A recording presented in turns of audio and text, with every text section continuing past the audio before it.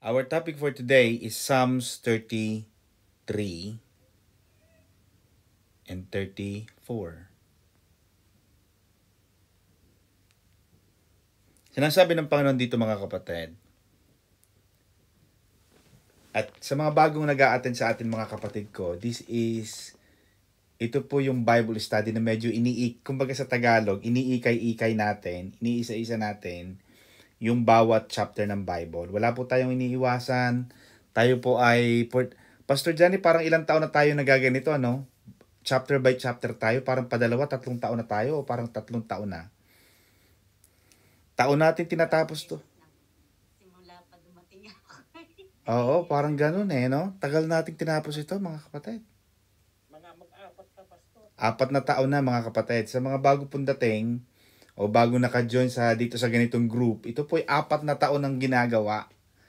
Hindi po ito pangkaraniwang Bible study na merong particular topic, na merong topic ang pastor na ibibigay sa atin. Ito po ay, meron po tayong mga 2 chapters. Sa Italy po, isa. Sa Qatar, parang isa rin. Pero dito po sa London, 2 po tayo. Kaya kung ano po ang tumapat, so ngayon, Psalm 33, Psalm 34, next week na naman, 35, 36, whatever it is.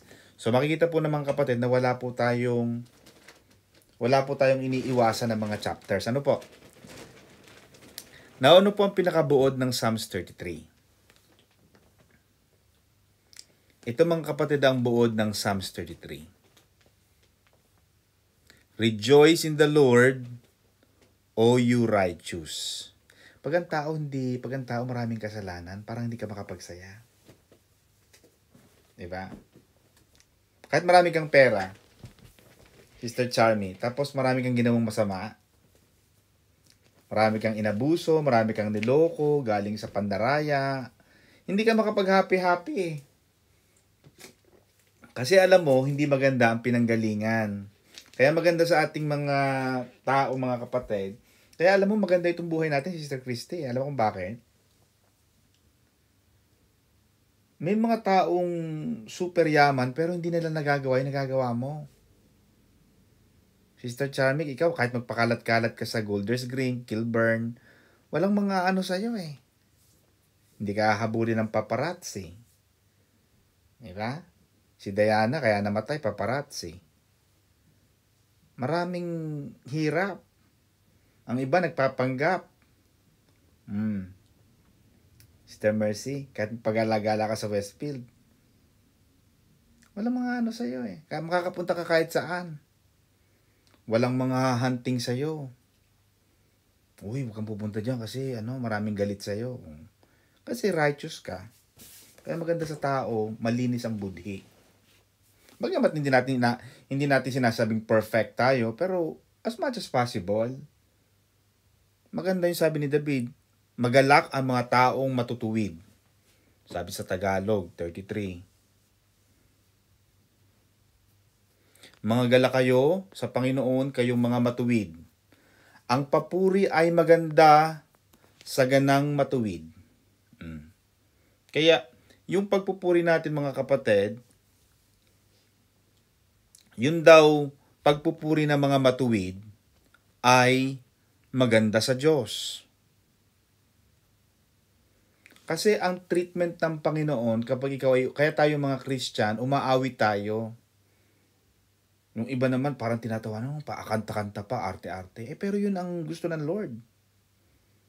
Noong unang panahon, yung mga panahon ni Sister Presi, ni Sister Elma Adarlo, siguro mga 1960s, 70s, inaarana yung tao. Diba? O ilaw sa gabing madilim. Diba? Naalala mo yon? Kaya tayo pinanganak, Sister Chami, ng mga 1970s, hindi natin na-appreciate yon. Pero yung mga taong pinanganak ng 1950s, 1940s, naku, inaharana pa yan. Kaya pag nanood ko ng mga palabas ni Dolphy, Panchito, Paquito Diaz, diba nangaharana? Ganon din ang Diyos. Ang treatment ng Panginoon dyan, maganda ang pananaw ng Diyos sa awit. Napiplease ang Panginoon. Na-appreciate ng Lord yung pagkanta natin, kahit nasabi nga ni Sister Arlene kanina, kahit na hindi maganda ang boses, pero ano ba ang magandang boses? Basta tama lang, basta may pinupuntahan, hindi naman yung all over the place. Basta yung, hindi naman kailangang malapilita Corrales o mala Beyonce ang boses natin. Pero sa bagay, maganda rin yung may magandang boses. Pero, ang sinasabi rito ni David, for the praise of his people is appreciated by God. Ina-appreciate ng Panginoon yon. For beauty, God appreciates our praise. Kaya, yung mga Christian charismatic, yan ay umusbong ng mga 1970s, 1980s. Marami dyan praise the Lord. Yung naunang mga tawag. Kasi, yan ang gusto ng Panginoon. Purihin mo ang Diyos. At na-appreciate ng Diyos yon. Pag pinapasalamatan mo, ang sarap kaya nun. Gustong-gusto ng Diyos, Sister Pressing, pinasasalamatan mo siya. Isa yun sa kahinaan ng Diyos, yung hindi mo pinasalamatan. Ako, di ka na makakaulit. Diba, Sister Chami? Kaya yung kasabayan ng matatanda na pag nagbigay ka ng, Sister Pressing, na nagbigay ka ng isang tagayan na sitaw, kalabasa, at bulang lang, huwag mo daw huhugasan. Dapat huhugasan mo yun para may appreciation. Masarap yung nagpapasalamat para makaulit. Uy, salamat ha. Buti na lang, nandiyan ka. Maasahan ka talaga. Alam mo yung kahit na simple words, na-appreciate yun ng tao. Lalo pa kaya ang Diyos. Kaya gusto ng Panginoon, kumakanta tayo. Ano pa mapapag-aralan natin dito mga kapatid? Praise the Lord with the harp. Make melody with an instrument of 10 strings. Kaya, gusto ng Panginoon, may tugtog, may saliw, may mga instrumento. Bagamat pwede rin na akapela, pero minsan pag hindi ka talaga magaling mag-akapela, boring. Kahit naman siguro tayo, minsan nag-a-attend tayo sa mga churches talaga dahil magandang kumanta. Amen ba? Pero pag ang kumakanta laging all over the place, intonado, out of tune, minsan, di ba? Hindi maganda. Napupulaan tuloy ang Diyos. Amen? Kaya sabi ni Brother King David, praise the Lord with a harp. Make melody. Kailangan may rhyme, may rhythm, may cymbals, may beat. Kaya minsan pag praise, mabilis. Pag worship, pabagal. Kasi, napiplease ang Lord. Because God is the creator of music. And, sabi nga ni Pastor J kanina, great musician ng Panginoon. In fact, Lucifer is he is the head of the worship team. Basta pagka kayo lang ay nasa worship team, wag lalaki ang ulo. Hindi porke nasa unahan kayo, naku, lagi ako nasa unahan. Kailangan lagi akong bida. Ang bida palagi, Sister Mercy, ang Diyos. Amen? Bagamat maganda ang boses, pero papuri ay sa Diyos. Kaya kailangan din natin talaga may string instruments. May piano, may keyboard, may drums. Importante din yan. Inasabi ni Brother David. Sing to Him a new song. God loves to receive the rejoicing and praise of His people expressed in songs, especially the new songs. Kailangan maganda, bago. Hindi luma. Kaya minsan, nasasabihan ko yung ating mga worship team, huwag naman laging this is the day, o kaya ang mga ibon, o ang mga isda, ang mga manok, o mga langgam. Wala na bang iba? Amen ba mga kapatid? Sister Mercy. Ang mga ibon, mga 1980s, kinakanta na natin yan, 43 years ago. Sa bagay, mahal talaga ng Diyos ang mga ibon, pero wala na bang ibang hayop, ang mga leon, o mga kung ano mang squirrel, magawa ka ng sariling bagong, kasi, di ba, Sister Christy, para hindi lagi mga ibon. Amen ba? Bagay, may bago tayong kanta ang mga tao na walang pera, buti na, nadagdagan. Oh, ay mahal ng Diyos. Pero, wag natin laging kantahin yung walang pera. Bagamat mahal sila ng Diyos, pero ayoko nung minamahal ako ng Diyos dahil wala akong pera. Gusto ko, pwede ka namang mahalin ng Diyos, Sister Charmy, nang marami kang pera, di ba? At saka walang visa. Yan, nadagdagan din natin yan.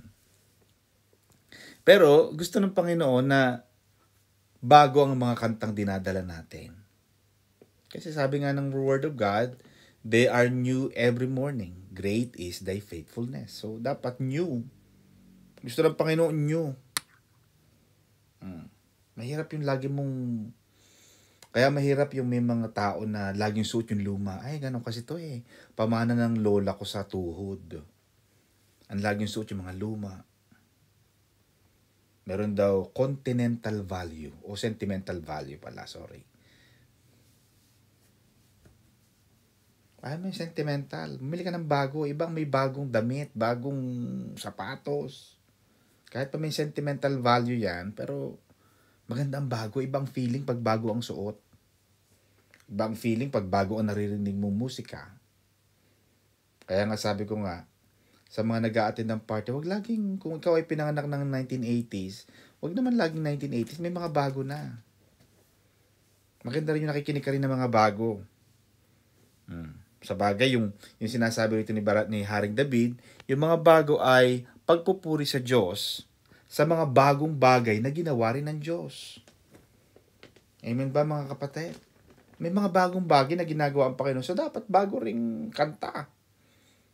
Amen ba? Kaya mapapansin nyo, mga kanta natin ngayon, wala na tayong ibon. Wala nang mga kung ano-ano mga pakpak ng manok, wala na yan. Dapat iba't iba naman mga kapatid. Kasi baka binubuni na tayo dyan sa kaiibon natin. Kailangan may mga bagong kanta sa Diyos. Gusto ng Panginoon yan, mga new songs. Amen ba? Basta, worship, tsaka nakakalugod sa Diyos. Kahit si Sister May, tuwan-tuwa siya minsan sa, ay baby, ang ganda ng songs natin ha. Tama si Sister Arlene kanina. Minsan, pag hindi naman sa, yun lang kinikilabutan ka, nandun ang presensya ng Diyos. Pero the fact that you feel that the lyrics of the songs, kasi ganun yun eh, pag napaglimi-limi mo, napag-meditate mo yung mga lyrics, na parang, totoo pala yun. Bukas ang ating worship, yung kailan ka iniwan ng Diyos. Bagamat parang matagal-tagal na rin nating dinaawit, pero pag nililimi-limi mo, pag na-meditate mo yung mga bagong awit yun, mga kapatid, parang ang sarap pakiramdaman eh. Ang sarap pakinggan, totoo. Kailan ba tayo iniwan ng Diyos? Anong sakit ang hindi niya pinagaling? Anong problema ang hindi niya binigyan ng kalutasan? Di ba't wala? Sa pamamagitan ng kanta, na ipapaabot mo sa Diyos yung appreciation mo eh. Kasi minsan pag nagpe-prayer ka, boring. Kaya ang gusto ko sa prayer, at ito ay nirecommend ako kay Bisa Pastor, pag nagpe-pray sa Prayer Warrior, Sister Mercy, ang Prayer Warrior natin sa Pilipinas since 1985. The church was established in 1980, 43 years ago, pero yung Prayer Warrior, parang 1985. Basta 1980s pa rin siya. Pero imagine mo, Sister Mercy, 3 oras sila nagpipray. Sister Mercy, 3 hours 3 hours. Per shift. For the last 38 years, 3 years silang nananalangin. Kaya maganda, kapag nananalangin, mayroong background. God will make a way. Magkakaroon ka ng understanding, magkakaroon ka ng background in your head na gagawa ang Diyos ng kapamaraanan. Nakukuha niyo mga kapatid. Kaya maganda yung kanta. Kahit ako, pag gumagawa ako ng sermon, one of my secrets is meron akong background. Bakit? Kasi it enhances it motivates you, it triggers your momentum para lalo kang, kumbaga sa pagluluto, Sister Mercy, masarap, lalo kang gaganahan kumain kasi masarap. Nilagyan mo ng magic sarap. Ganun yung kanta. Kaya mapapansin mo, kaya ako rin, bumili kayo mga kapatid ng Alexa o Google. Alam mo yung kanta na, Google, can you play, Don't Know When God Will Make a Way, or This is the Day That the Lord Has Made. Pagka yung malamig-lamig ang bangon mo, Hopi, at medyo, di ba, pag umaga, parang ang bigat ng katawan mo, di ba? Ayaw bumangon kasi malamig. Pero pag tumugtog na yung beat, dug, dug, dug, dug, dug, dug, parang yung dugo mo umakit-akit na eh. Gaganahan ka na eh. Di ba? So, ganun yung kanta. Kaya ma-appreciate yung mga kapatid, importante sa buhay ang awit. Ano pa ang papag-aralan natin dito mga kapatid? Verses 6 to 7. The greatness of God, by the word of the Lord, the heavens were made. Inuulit ni Haring David ang Genesis chapter 1.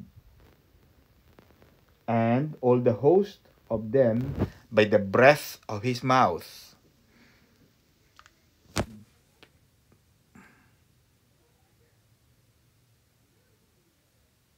Ginawa ng Panginoon ang lahat ng bagay sa pamamagitan ng kanyang bibig, ng kanyang salita. Yun ang sabi ni Haring. Inuulit niya lang yung Genesis chapter 1. Ang dali lang po mga kapatid.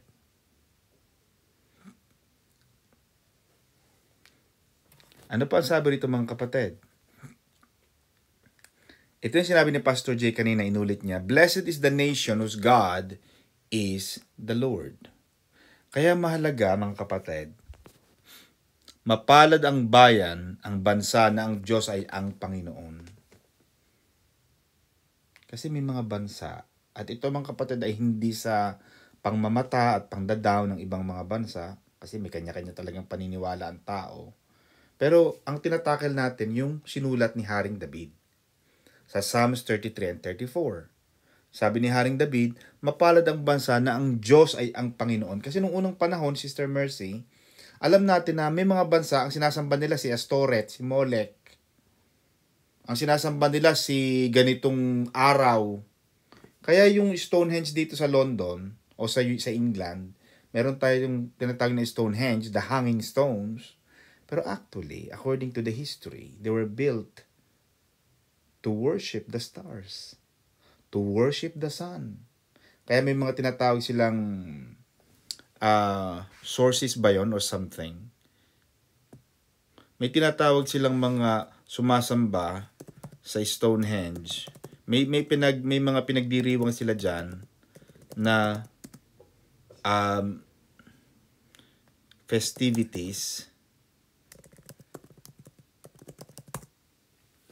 festival na yan ay Stonehenge festivities.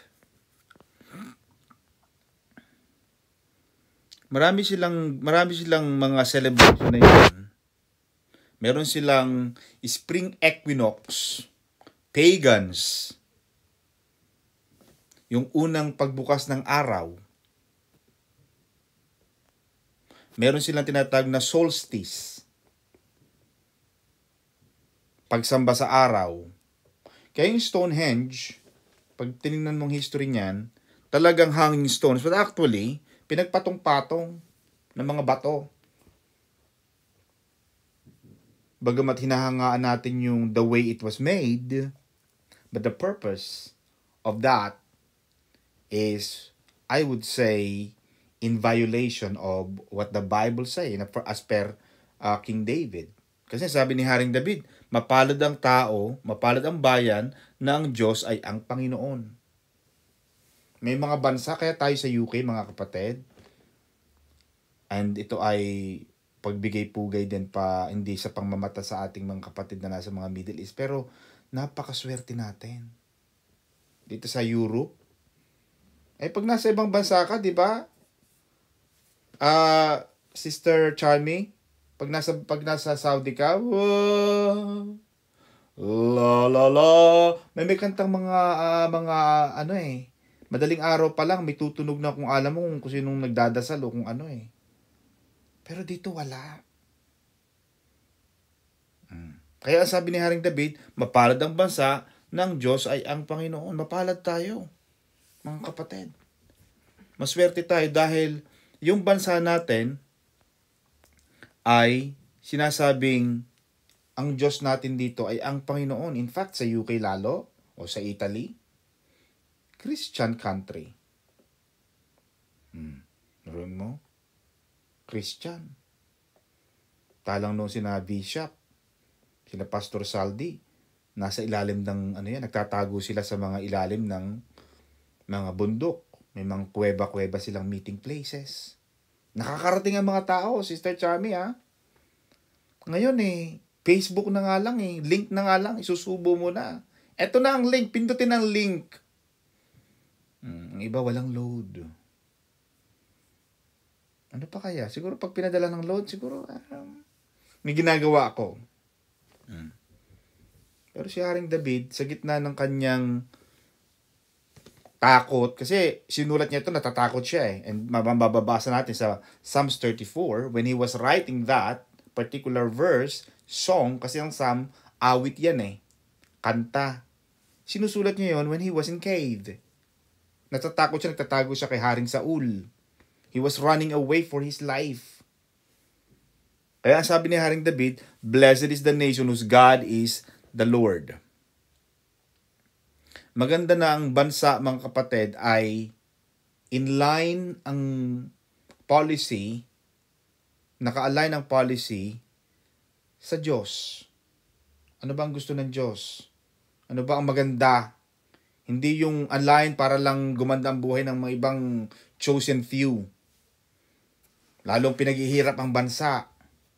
Pero tayo, swerte. Diba? Kasi nga nung unang panahon, ang kanilang mga Diyos-Diyosan, mga lupa.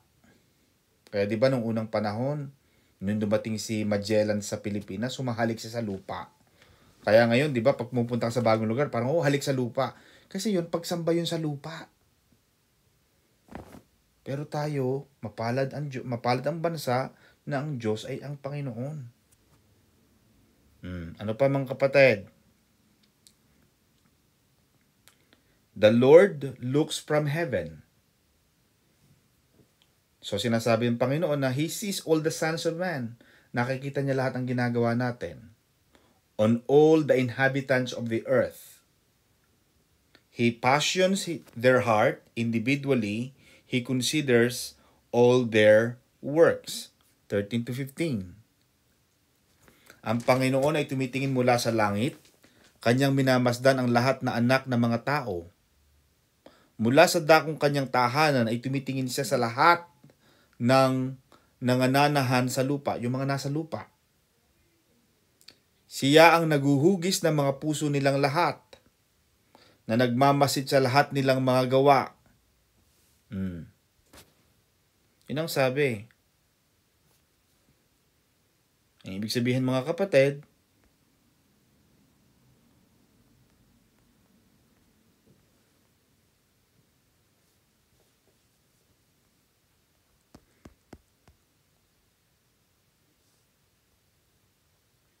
nakatingin ang Panginoon mga kapatid from the heaven. Meron tayong kanya-kanyang kakayahan. Meron tayong kanya-kanyang hina. At alam ng Panginoon ang ating lakas, alam ng Panginoon ang ating hina. At kayang gamitin ng Panginoon yon according to His purpose. Kaya pag tinignan mo, lahat ng bagay ginawa ng Panginoon, kahit maganda, mabuti. Pero ang kalabasan pa rin, siya pa rin ang nasunod Nagkamali man si Adan at si Eva. Pero from the very beginning, Sister Cynthia, nagkaroon ng pangako ng Diyos na manganganak itong babaeng to at sa anak ng babaeng to, I will redeem the world. Gumawa ang Panginoon ng paraan. Alam ng Panginoon yung ating mga kahinaan. Kaya sinisiyasat ng Diyos ang ating, saan kaya ito malakas to sa ganito Kaya pagka meron kang lakas, meron kang asset or expertise sa isang department na yun, bigay mo yun sa Diyos. Huwag mo ipagkait sa Panginoon. Magaling ka dun Magaling ka sa kumanta, di kumanta ka. Magaling kang maghugas ng pinggan, kitchen department. Magaling kang magluto, parang Sister Christy, cook, chef department. Kung ano ang meron ka, gamitin mo yun sa Panginoon. Kasi sinisiyasat ng Panginoon, sabi rito, so He considers all our works. Magaling ako o meron akong kakayahang magturo, nagtuturo ako kasi yun ang expertise ko eh. Kaya wag mo kong asahan sa toilet, wag mo kong asahan sa kitchen kasi hindi ko yan porte. Di ba mga kapatid? At ang Panginoon nagbibigay ng allowance. Bibigyan ka ng Panginoon ng, kumbaga, pasensya. Pagpapasensyahan ka ng Panginoon sa iyong mga kahinaan at sa iyong sinful inclinations. Pero sisiyasatin ng Diyos. You will suffer all the consequences. Bagamat nakakaunawa ang Panginoon, pero magsasuffer ka sa ginawa mong mali. Pero alam ng Diyos yan. Ang sabi ni Haring David. Ano pa ang sabi mga kapatid? A horse is a vain hope for safety. Kasi noong unang panahon mga kapatid, ang kabayo ay tinuturing na isang advanced military technology. Parang pag may kabayo ka, talagang, kaya makikita mo ang mga kabayo ni na Alexander the Great, they are seen riding on a horse, black stallion. Kaya nung ang Panginoon ay pumunta sa Jerusalem nung ipapako na siya, tapos nakasakay lang siya sa isang humble donkey na wala pang nakakasakay. Parang, ba't ganun? Kala ko ba hari yan? Ba't naman donkey ang ginamit? Of course. Dapat talaga kabayo para sikat. Para grand ang entrance ni Jesus, pati ang kanyang mga entourage. Pero hindi niya pinili ang Sister Christy. Hindi yun ang plano ng Panginoon. Meron siyang ibang paraan para mapatalsik niya ang kapangyarihan, ang clout, ang prowess ng emperor ng Roma, hindi sa pamamagitan ng pag-aalsa, hindi sa pamamagitan ng pagpuprotesta, ng pagtapon or toppling of the Roman Empire. Pinili niyang sumakay sa isang humble donkey to show humility. Pero unang panahon, yung mga horses ay ginagamit sa mga military strategies. Pero sabi ni Haring David, a horse is a vain hope for safety. Kasi alam ni Haring David na umaasa sa Diyos. Meron siyang Diyos na maaasahan. Alam ng Panginoon ang buhay. At walang matibay, walang effective source of technology or strategy na hihigit pa sa Diyos. Maraming mga taong nag-iisip, bagay, maganda talaga may mga advanced technology. Nung kasi pag may mga horses, talagang panalo ka agad. Kaya mapapansin mo, Sister Cynthia, nung pinalabas ng Panginoon ang mga Israelita out of 400 years of bondage from Egypt, hindi sila nag-travel by horses, by foot. Bakit? Mas gusto ng Panginoon na hindi ka nagtitiwala sa kabayo. Kasi kung may kabayo ka, sitting pretty ka eh. Alam mong makakatakbo ng mabilis. Pero kung by foot ka lang, wala kang choice but to trust to the protection and the power and the help and assistance and aid by God. Great Wall of China is one of the... Kaya ang Great Wall of China, gusto ko marating din yan.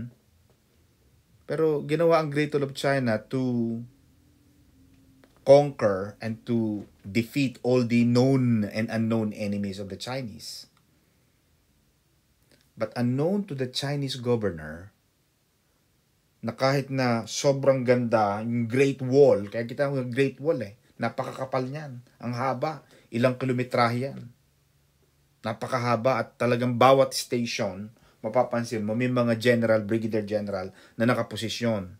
Na pag tumawag yung isa sa number 1 post, it will be cascaded and distributed among the next post. Meron silang ganung technology. Pero even with the Great Wall of China, they were defeated. Kasi umaasa sila dyan eh. Umaasa sila doon sa ganung, umaasa sila sa mga technology nila. Meron tayong mga nabasa sa Bible sa Old Testament na yung kalaban ng mga nina Joshua, kalaban nina Moises.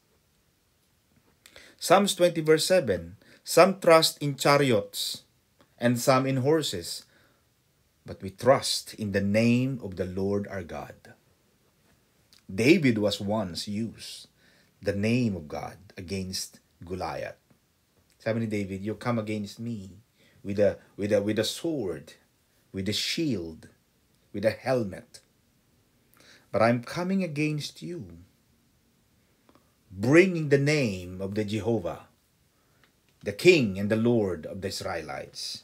And I will cut your head off, and I will bring your heads up and feed your head to the birds of the air. Ganon kagrabe si David. Alam niyang hindi sa pababayaan ng Diyos eh. Sanay siya doon eh. Kulang siya, pero kahit kulang siya, Sister Pressy, alam niyang hindi siya iiwanan ng Panginoon. Kaya tama ang sabi ni David dito, a horse is a vain hope for safety. Huwag kang aasa sa sweldo. Huwag kang aasa sa pera mo, Sister Marivic. Sister Christy, huwag kang aasa sa galing mo. Bakit? Pwedeng mawala yan. Pwedeng kuhanin yan sa'yo. Pero sabi ni David, blessed are those whose trust is in God. Pag sa Diyos ka umasa, hindi ka papabayaan ng Panginoon. Kaya mapapansin mo rito, sabi niya, pag ikaw inigtiwala sa Panginoon, hindi ka mapapahiya. Kasi nagtitiwala ka sa Diyos eh. Alam ng Panginoon ang ginagawa niya. He knows the timing. He can see the bigger way. He can see the bigger picture of life. Kasi nakikita mo lang, kung contained ka lang sa nakikita mo ngayon eh. Pati hindi mo alam ang bukas, hindi mo alam ang daratingan mo kung ano. O kaya, hindi mo alam, di ipagpasa Diyos mo na lang kasi siya ang may alam. Ano pa ang sabi mga kapatid? The eye of the Lord is on those who fear Him. Ang mata daw ng Diyos ay doon sa mga taong nangatatakot sa Kanya. Kaya, nakatingin ang Diyos sa atin. Kasi natatakot tayo sa Diyos. Kaya makikita mo, Job chapter 1 and Job chapter 2, tinanong ng God the Father, sabi niya, saan ka galing? Satanas. Eto, pag-alagala sa bundaigdig, naghahanap ng masisira. Sabi ng Panginoon, nakita mo ba yung anak kong si Job? Ang dami-daming tao noon. Isang tao lang ang sinabi ng Diyos. Siguro ngayon, pag tinanong na ng Panginoon si Satanas, saan ka galing? Ito, pag-alagala, naghahanap ng masisira. Nakita mo ba yung anak kong si Johnny? Nakita mo ba yung anak kong si Marivic? Nakita mo ba yung anak kong si Christy? Siguro gano'n na. Kaya, minsan, may mga pagsubok kasi may tiwala ang Diyos sa'yo. Alam ng Panginoon, hindi mo siya ilalaglag. Kaya tama sabi ni Pastora, walang laglagan. Amen, Sister Marivic. Huwag mong ilalaglag ang Diyos, Sister Mercy. Amen ba? Huwag mong iiwanan ng Panginoon. Kahit nga yung mga maliliit na ibon inaalagaan ng Panginoon. Sabi ni Jesus, kayo mga napakaliliit ang pananampalataya ninyo. Ang iba kasi, natakot Bakit sabi ng Panginoon, do not worry. Do not worry about what you will eat, what you will drink, what you will wear. Kahit nga si Solomon yung mga sinusuot nyo na yan, hindi nasuot ni Solomon yan. Kasi ang gaganda na ng mga damit ng unang panahon. Mga 2,000 years after, siyempre, nag-modernize na. Diba? Kahit yung mga maliliit na mga ibon, inaalagaan ng Panginoon. Sabi ni Jesus, ito nga mga ibon sa yung papawid hindi nagtatanim, hindi nag-aani.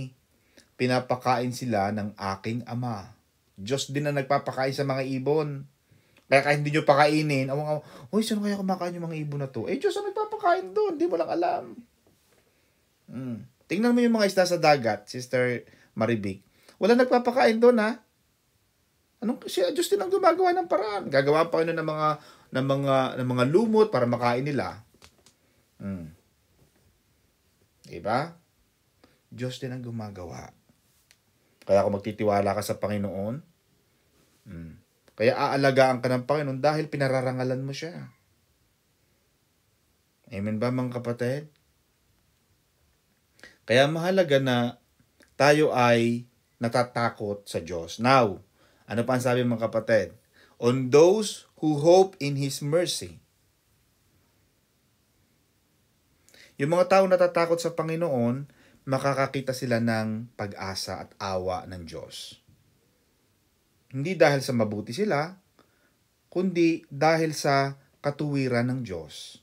Dahil ang Diyos talaga matuwid. Kaya sabi ni David, Panginoon, do it not because of my goodness, but because and for your name's sake. Yun ang banat ni Moises at saka ni David. Magaling. Panginoon, wag mo naman kaming patayin kasi sabi mo, pararamihin mo kami ng madaming-madami na kasing dami sa lupa. Kasing dami ng mga buhangin sa lupa at kasing dami ng mga bituin sa langit. Bakit papatayin mo kami? Ano na lang sasabihin ng mga kapitbahay? Ng mga taga-Ehipto, pinatay mo lang kami, dinala mo lang kami dito sa disyerto para patayin. Sabi ni David, Panginoon, pagtagumpayin mo ako para pag nagtagumpay ako, edi ikaw ang sikat. Kaya kayo, mga kapatid, pag may natanggap na konti, nakapagpagawa ng konting bahay, nakabili ng isang tricycle, to God be the glory. Amen ba? Wag mo ilalagay sa mudguard, katas ng London. Mr. Charmy. Wag mo nang ilalagay yon. Yung katas, sabihin mo, katas ng pagpapala at pag-ibig ng Diyos.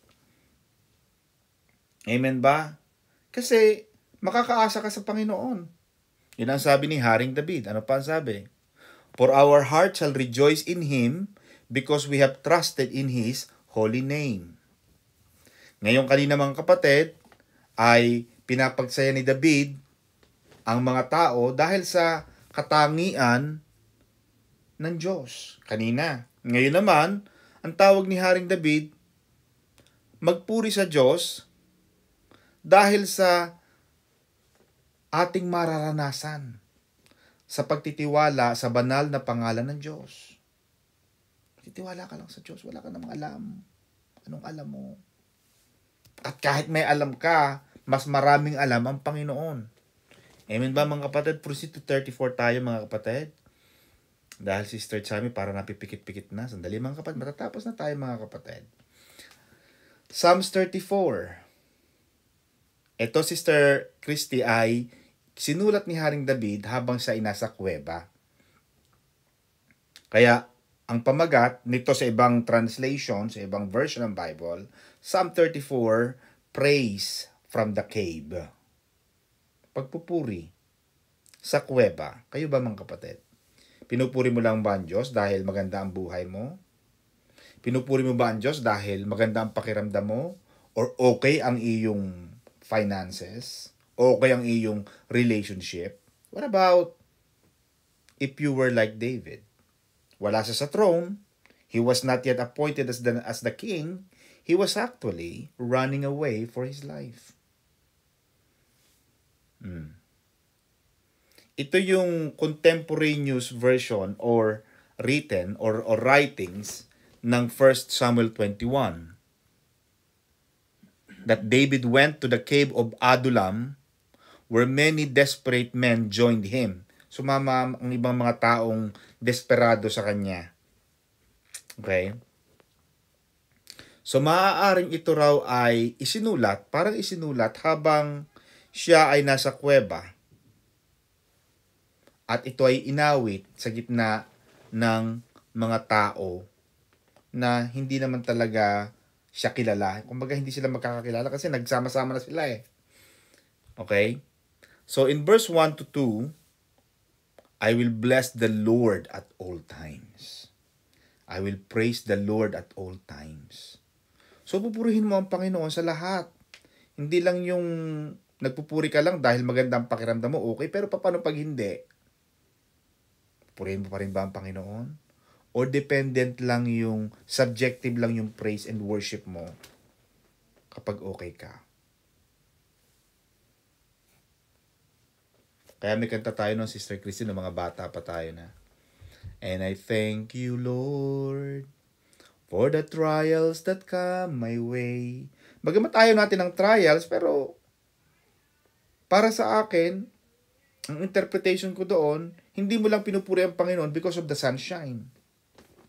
Because maganda ang pakiramdam mo, because wala kang problema. Hindi na ako mag-a-attend ng church, wala na akong problema eh. Kaya di ba, biruan nga natin, Sister Christy, pag maraming problema ang tao, ang daming tao sa simbahan, Hopi. Maraming naglalakad sa Baclaran, sa Quiapo, kasi maraming problema. Taghirap. Pero pag wala nang problema ang tao, naku, ang linis-linis sa simbahan. Pwede kang maglaro ng basketball sa laki. Nasaan ka na, kapatid? Pastor, nandito ako sa mall, nagagala. Bakit? May simba. Next time na lang po. Pero ito mo, pag may problema yan, ako, lagi nasa simbahan. Laging, dadala po ako ng ulam. Diba? Pero pag wala ng problema, wala. Di kahit kanin kulang, wala. Amen ba? Pero sabi ni Haring David, Sister Christy, I will bless the Lord at all times. So, David was in a cave, pero nandun pa rin yung kanyang pagpupuri sa Diyos. Amen? Dapat, ba't naman ako magpupuri? Ang liit-liit ng bahay ko. Kayo na nga eh. Malit nga ang bahay mo, di purihin mo na ang Diyos para pag natuwa ang Diyos sa'yo, bigyan ka ng malaking bahay. May mga tao kasi naghihintay ng tamang pagkakataon. Ang liit-liit pa naman ng sweldo ko. Ano lang? 350 pounds a week lang. Saan ka ba galing? Macau. O Taiwan. Sa Taiwan, 20,000 lang kita mo, masayang-masaya ka na. Laki-laki na ng... Sa Hong Kong ngayon, pag 20,000 pesos na, laki-laki na. Ang taas na ng mga antilos na ng ilong nila doon. 20,000 ako for a month. Pesos, ha? Diba, Sister Tess? Paanohan yan eh? Kano sweldo mo? 5,000? 10,000? Liit? Diba? Pero mga malalaking sweldo, mataas ang ilong niyan. Mataas ang ihi niyan. Madali magpuri sa Diyos. Pag malaki ang sweldo, madali magpuri sa Diyos. Pag maganda ang pakiramdam mo, madali magpuri sa Diyos. What about may sakit ka? Kaya mo pa ba rin purihin ang Diyos?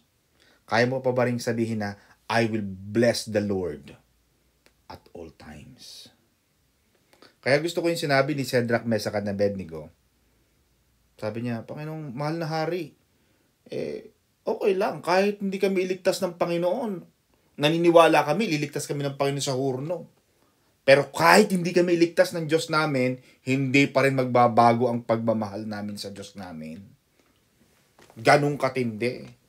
Kaya itong mga ito pinag-uusapan ngayon, Sister Tess. Bakit? They had the faith written on the steel. Talagang giants of faith. Pero may nilagay sila sa hurno, ginawa silang litsong baboy doon na pinasok sila sa hurno. Mahirap to, mga kapatid. Matindi. Si Daniel inilagay sa leon. Sa lion's den. Matindi, mga kapatid. Yun nga mga puti rito, makakita lang nagagamba, tatakbo na eh. Yung pa kayang leon ang hirap sa'yo. Leon ha? Tingnan ko lang. Kung nasaan ang faith mo dyan.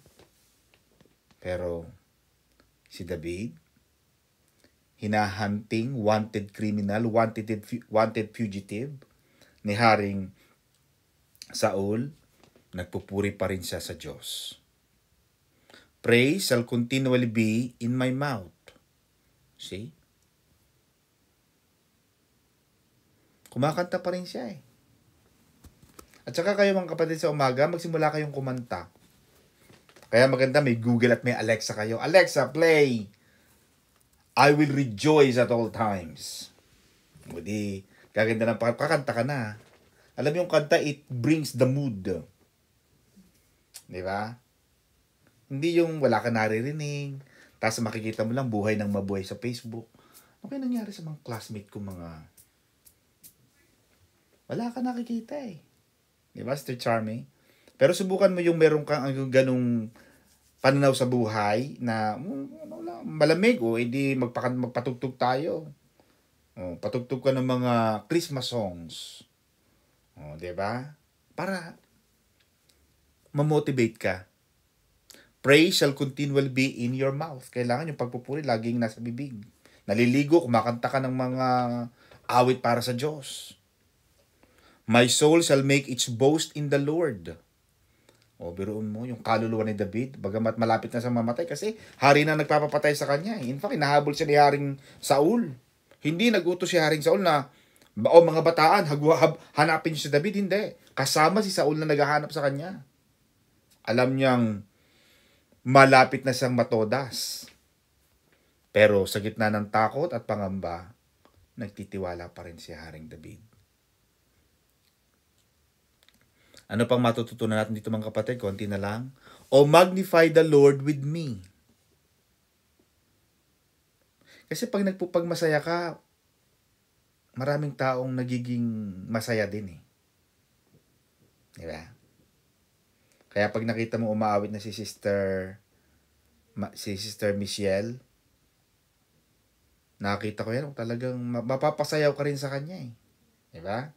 Pag nakita mo na sumasayaw si Sister Marivic, sumasayaw si Sister Cynthia, si Sister Arlene, mapapasayaw ka na rin eh. Kasi, Sister Mercy, bakit? Kasi, magnetic ang pagpupuri sa Diyos. Parang gusto mong sumabay sa kanyang pagpupuri. Amen ba mga kapatid? Kaya sabi ni Haring David, O magnify the Lord with me. Halika, purihin natin ang Diyos. O ano ba? Marami na bang naghahanap sa atin? O sige, halika, puri tayo. Amen ba? Kaya kapag ikaw ay nagpupuri na sa Panginoon, marami ng tao ang ma-attract para magpuri din sa Diyos kasama mo. At masarap magpuri pag kayo maraming kumakanta. Hindi yung kumakanta na kami ng ang mga ibon na lumilipad. Arte man, mga ibon. Nakaganon lang. Walang ginagawa. Kumanta ka na rin. Kasi pag kumanta ka, nagiging masaya ka, yung dugo mo, umiikot na sa katawan mo eh. Amen ba? Masarap magpuri sa Panginoon kapag tayo ay nagsasama-samang magpupuri. Kaya, natatandaan ko yung unang, si Pastor Johnny ang nagpauso ng kantang yan eh. Kumusta ka na? Kumusta ka na? Alam kong, di ba? Maganda yan eh. Kaya pag nagpapakanta Sister Marivic sa mga song leaders natin, kailangan nagkakamay pag praising song, magkamay-kamay kayo. Amen ba mga kapatid? Masarap yun eh, yung gumagala. Kaya nang talagang Maranatha trademark natin yan. Hindi lang tayo nagkakamay kapag I'm glad you are here. Habang kinakanta ang praising song, nagkakamaya na. Kasi yung tao gumagalaw. Hindi yung nakaganon. This is the day. Diba? Kaya sabi ni Haring David, O magnify the Lord with me. Kailangan na na-encourage mo yung mga taong kumanta. Amen? Na ma-magnetize mo siya.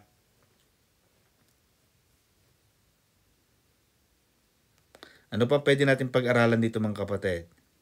Ang sabi ni Haring David, yung mga tao nagtitiwala sa Diyos, they looked at Him and their face were not ashamed. Alam ni David na pag umasa ka sa Diyos, hindi ka mapapahiya. Alam ni David yun. Many times na sumablay si David. Marami siyang pagkakamali sa buhay. Pero ni minsan, kagaya nga ng aawitin ni Sister Arlene tomorrow, kailan ka pinabayaan ng Diyos? Anong sakit ang hindi niya pinagaling? Anong problema ang hindi niya binigyan ng kalutasan? Di ba't wala? Tingnan mo ang buhay mo. Kala mo katapusan na ng daigdig, pero hindi naman. Problema lang yan.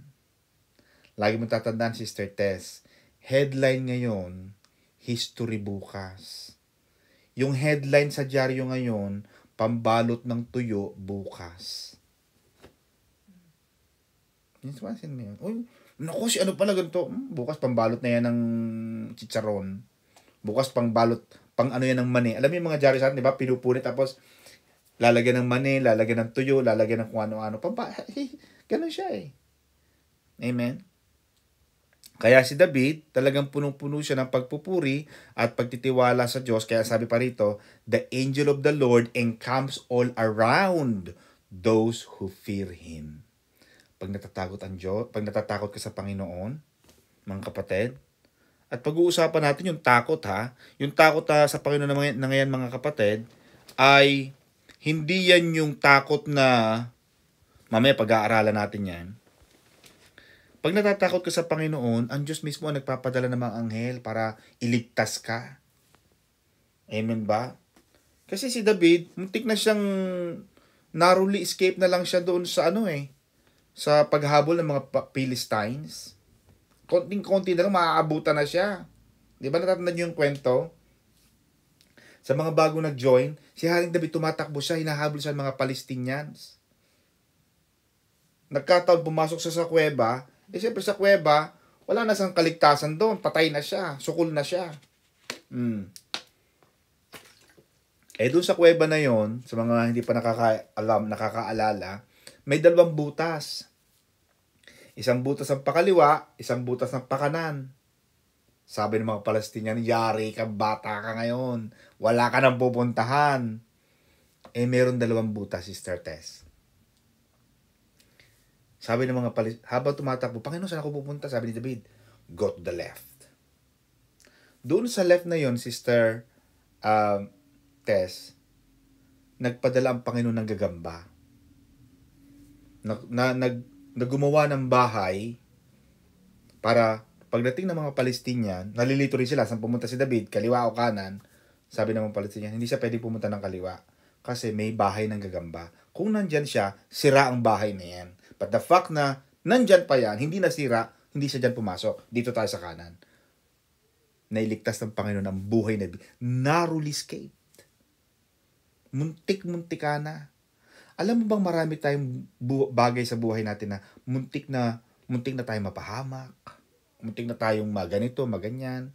Pero laging nandoon ang presensya ng Panginoon, nandoon ang kanyang mga anghel na inililigtas tayo. Yung mga anak natin, na hindi naman natin laging nasusubaybayan every hour, every day.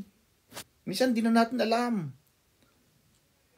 Yung pagpupuri mo at pagtitiwala sa Diyos, yung takot natin sa Diyos, alam natin na nandoon ang kanyang mga anghel na lagi tayong ililigtas at poprotektahan. Amen mga kapatid? Ano pa sabi ni David? Taste and see that the Lord is good. Alam natin yun, ang taste and see is a natural senses. But we're talking about faith here. Faith is a spiritual sense that we can use to interact with the spiritual world. Kaya sabi ng Panginoon, you shall worship me in spirit and in truth. The only way you can interact with the spiritual realm, with a spiritual being like God, is by using your spiritual senses. And faith is our connection. Kumbaga sa internet, yun ang ating pananampalataya, ang nakikipag-ugnayan sa spiritual na daigdig ng Diyos. Yan sabi ni Haring David, taste and see. Halika, tikman mo at makita mo ang Panginoon. Yan ay pagtitiwala sa Diyos, pagmamahal sa Diyos, paghanap sa Diyos, pagtingin sa Diyos. Pag hinahanap mo ang Panginoon, ginagamit mong mata mo, pag umaawit ka sa Panginoon, ginagamit mong bibig mo. Amen ba mga kapatid? Ikaw ay umiibig. Yan ay mga figurative speech na ginagamit ng mga biblical characters. Alam ni David na hindi tayo pababayaan ng Panginoon.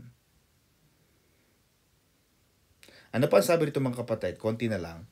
Those who seek the Lord shall not lack any good thing. Yung mga taong nagtitiwala sa Panginoon, hindi ka magkukulang. Even in Psalms chapter 1, ang nakalagay diyan mga kapatid, pag tiningnan mo ang Psalms chapter 1,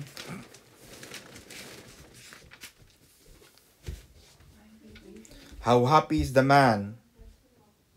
Instead, his delight is in the Lord's instruction, He is like a tree planted beside streams of water, and that bears its fruit in season, and whose leaf does not wither. Whatever he does, prospers. Ang taong may pagtitiwala sa Diyos, mga kapatid, hindi ka mangangailangan ng anuman. Bakit? Lahat ng gagawin mo, according to Psalm chapter 1, verse 3, whatever you do shall prosper. Lahat ng gagawin mo magtatagumpay. Lahat ng gagawin mo gaganda. Lahat ng itatanim mo tutubo. Kaya hindi ka mangangailangan ng anuman. Yun ang sinasabi ni Haring David. Kasi alam ng Panginoon eh. Kahit sa kuweba, pinakain siya ng Panginoon. Binuhay siya ng Diyos. Gaya ni Propeta Elijah. 1 Kings 17:4. Pinadala ng Panginoon si Elijah to a dry land called Cherith, east of the Jordan. He tells Elijah that he will drink from the brook and ravens will give him food. Ang naging inumin ni Propeta Elijah yung galing sa ilog, mineral water, at ang nagdala ng pagkain sa kanya, mga uwak.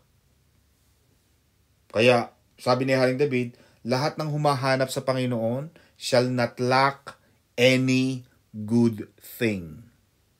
Hindi ka mangangailangan ng anuman. Basta meron ka ng Panginoon, lahat na meron ka. Lahat nasa iyo. Now mga kapatid, i-describe ni Haring David yung fear of the Lord. Ang sabi ni Haring David in verse 11 to 14, "Come you children, listen to me.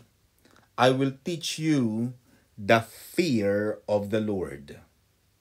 The fear of the Lord is based on action, not on religious feelings. Ibig sabihin, yung takot, hindi takot na mapagalitan ni pastor o mapagalitan ng mga kapatid. Hindi. Yung takot sa Panginoon ay base or nasa ating ginagawa. May takot ka sa Panginoon na makagawa ka ng masama. May takot ka sa Panginoon na magkamali ka. Yun ang sinasabi ni Haring David. It is doing right. That involves obedience to God. Takot kang gumawa ng hindi maganda. Takot kang gumawa ng hindi gusto ng Diyos. Yun ang fear of the Lord.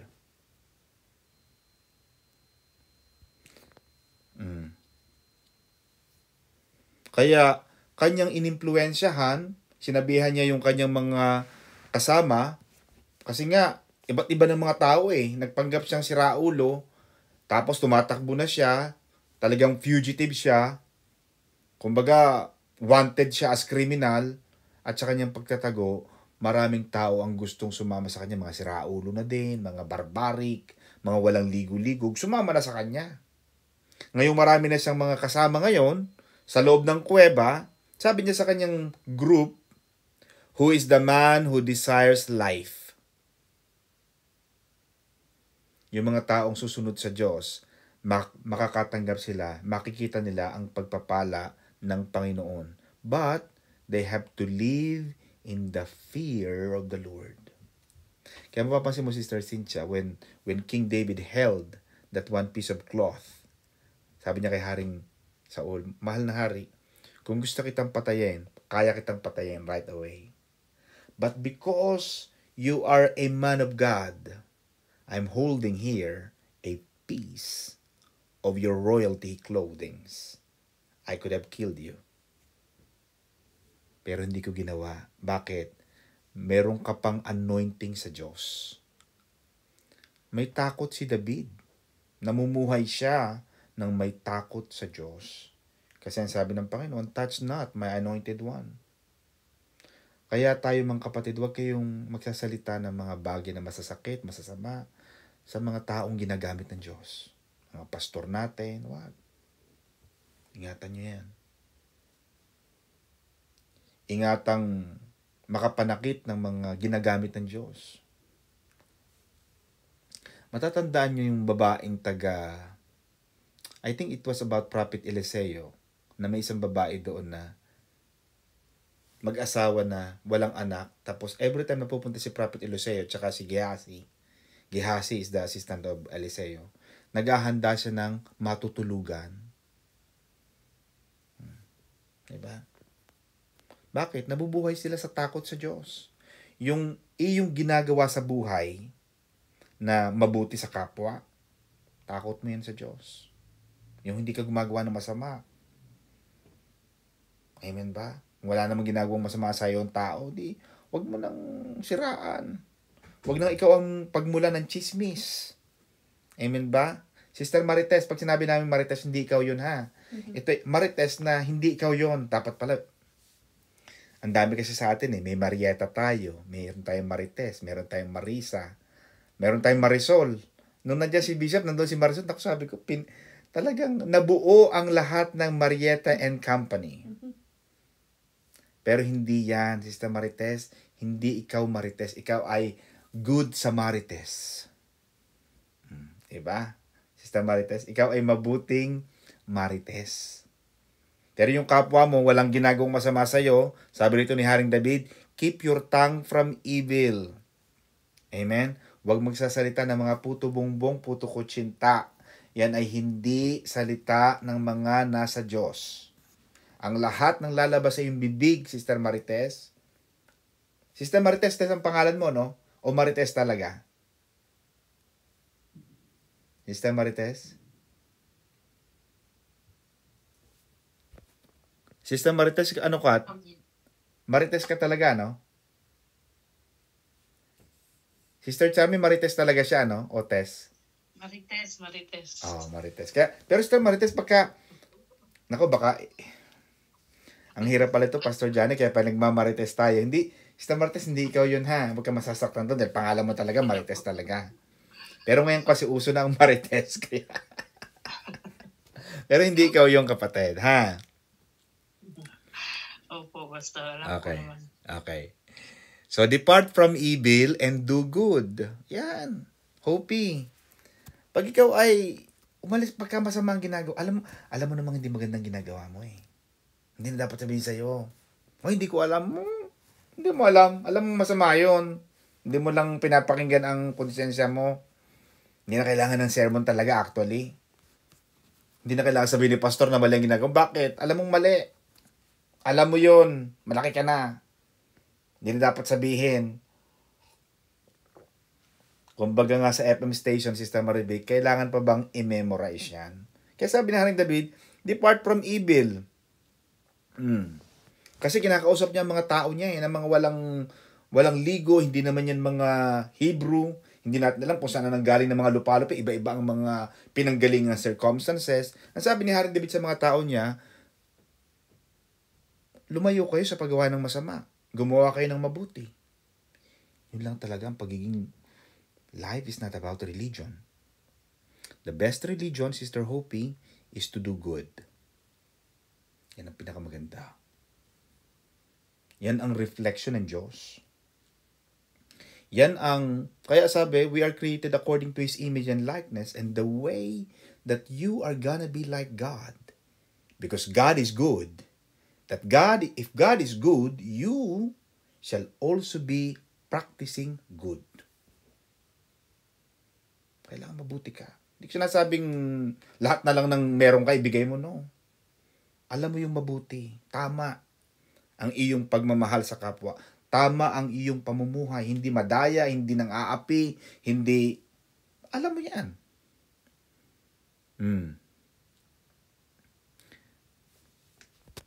Ano pa mga kapatid? So yun mga kapatid ang aking huling talata doon.